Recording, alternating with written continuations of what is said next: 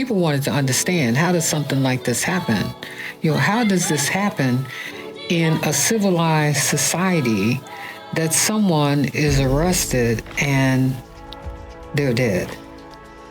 Somebody's mother, somebody's father, somebody's sister, somebody's brother, somebody's neighbor, somebody is affected and impacted. And so as a result of Freddie Gray, a whole community, a city, was impacted because people wanted answers and they deserved answers.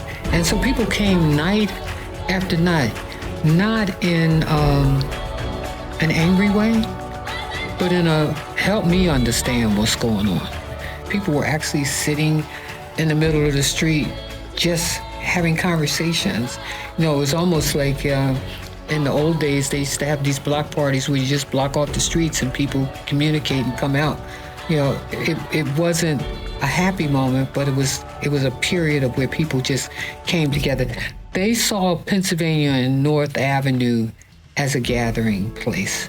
And so people came. To me, it felt similar to what I've learned about other tipping points in history. And, why do we focus on an Emmett Till when thousands of Black boys were killed, right? It's something about that particular story at that particular time that resonates with folks, right? Because it was a symptom of something much larger. Beautiful struggle CEO, he's a protester. Mr. Jackson, you're watching what's going on here. You've got a city that is burning. You've got police officers being attacked. You've got looting going on in the city of Baltimore. Is this the type of protest you want to be a part of? First and foremost, I'm not going to talk about the violence that people are talking about. This is a response to the violence of the Baltimore City Police Department. People talk about the fires burning in Baltimore. There's been fires burning of mass incarceration, racist policing practices, and so this is an outgrowth of that. Well, let me ask you a of question. These things in the first place.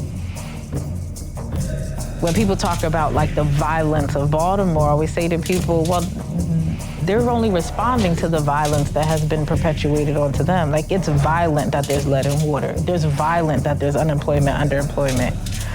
It's violent that students don't have AC and heat in schools. If you're not looking at the material conditions that are violent and people are only responding to them, all you are doing, again, is just continuing the narrative of anti-Blackness and the pathology.